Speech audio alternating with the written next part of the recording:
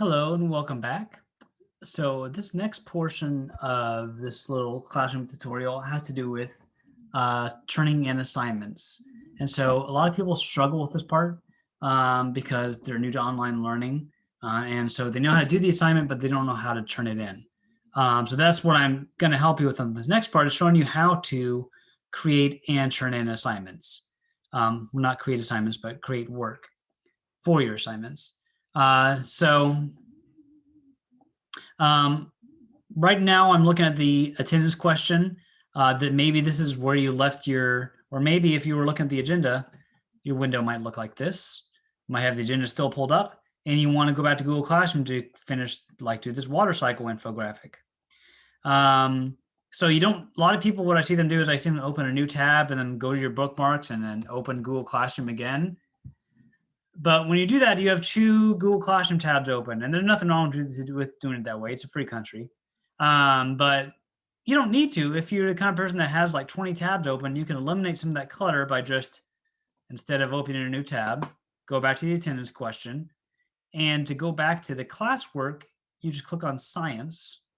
That's, well, or whatever the class title is in the upper left, it brings you to the stream. I can click on classwork. And then I'm back on classwork. So the first kind of assignment I'm going to show you is I call it a blank assignment. Basically, that just means there's no attachments on there. There's nowhere to do your work. All your work you have to do on your own. So let me tell you. I'll show you what I mean.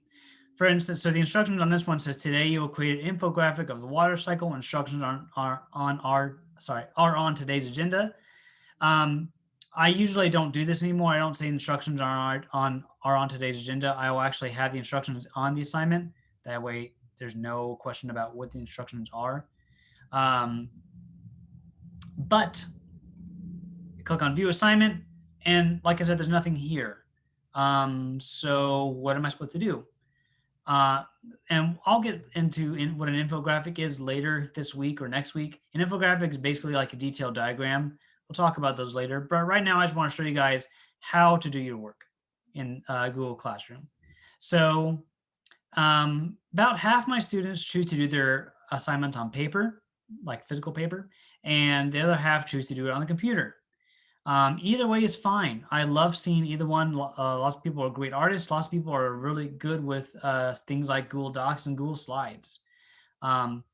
So let me show you the first option. So if you're making an infographic, which is like a detailed diagram, you can draw or write your answer on a piece of paper and then take a photo of that with your webcam on your computer or with your phone.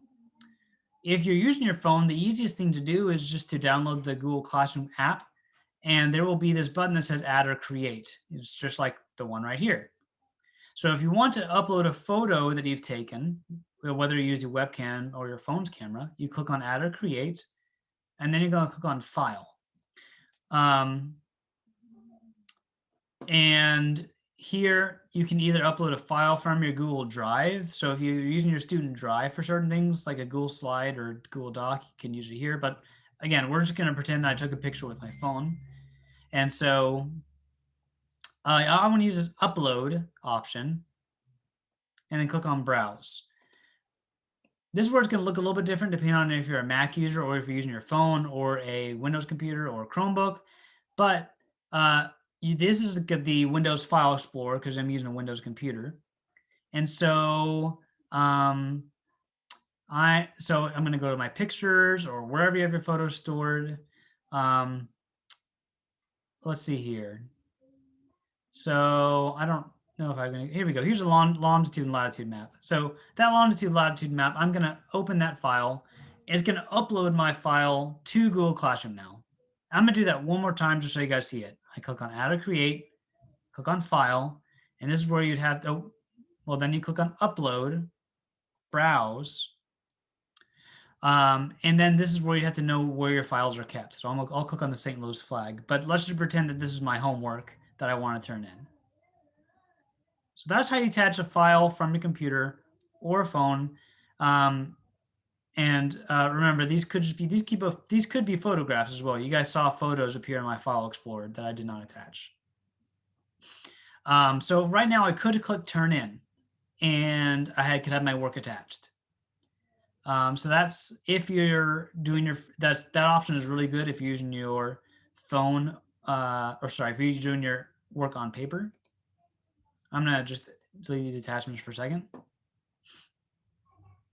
And then, so if you choose to do your work on a computer, if you already have your Google document finished, you can click on Google Drive to, and it's going to be the same menu, but you can find your file on Google Drive.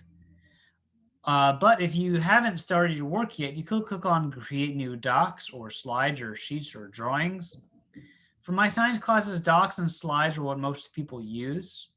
And I think I get into more detail when I think I have a video about an infographic that I'm going to show you guys. But let's just say let's just say I'll use a Google Doc.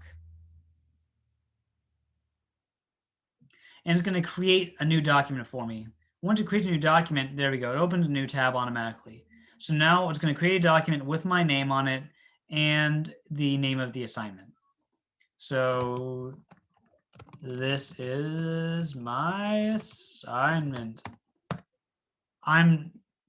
Of course, yours guys, you're going to be a little more detailed in your work. I'm just showing you for tutorial purposes. I'm going to insert an image, search the web for a cat on fire. Why not? There we go. That looks cool.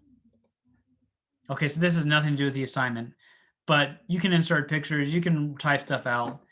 Now, there is a turn-in button right here. I don't really trust this turn-in button too much unless I have an Excel Center Chromebook.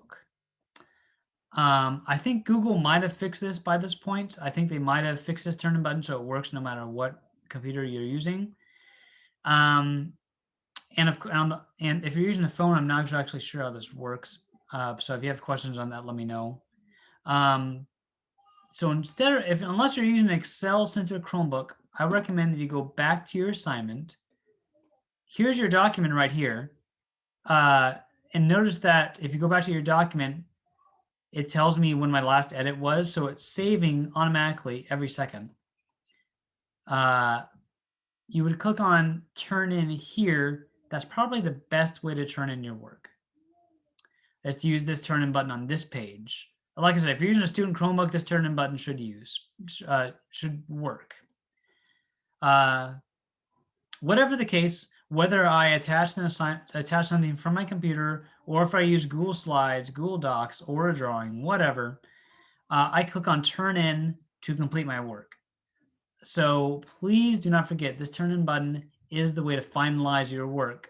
I do not receive anything, or at least I'm not notified of anything until you press turn in. And then I ask you again, yes, turn in. Now let's say I turn this in, I was like, oh shoot, I forgot to label that one thing I was supposed to label. I can press unsubmit. This will basically just take it back to like, okay, the teacher doesn't have access to this anymore. Or if he does have access, he can't grade it yet. And then I can go back to my document or add another document, whatever I need to do. And then when I finish again, I can press turn in. So that's how to complete a blank assignment in Google Classroom. This video I think was a little bit longer than my other ones before now. But go ahead and answer the questions below, and I'll see you on the next video. I think we're getting close to finishing this little quiz.